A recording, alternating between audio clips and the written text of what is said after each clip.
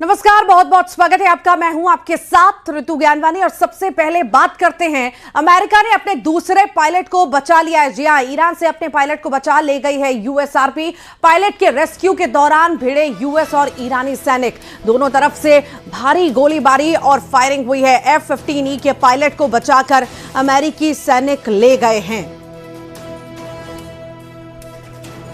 तो अमेरिका ने अपने दूसरे पायलट को बचा लिया है, जिसकी खोज की जा रही थी लगातार।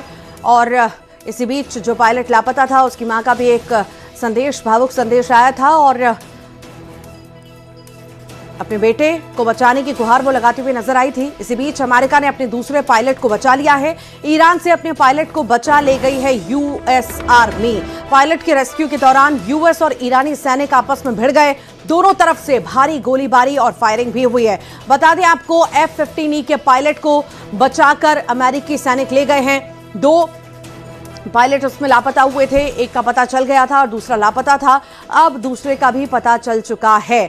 दूसरे को भी अमेरिका ने बचा लिया है और अपने दूसरे पायलट को बचाकर ईरान से अपने पायलट को बचा ले गई है यूएस आर्मी।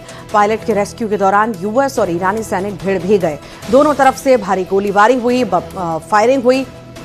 बता दें आपको, F-15E के पायलट को बचाकर अमेरिकी सैनिक ले गई है, जो लापता था और जिसकी तलाश लगातार जारी थी। इसी बीच यूएस की आर्मी बचा ले गई।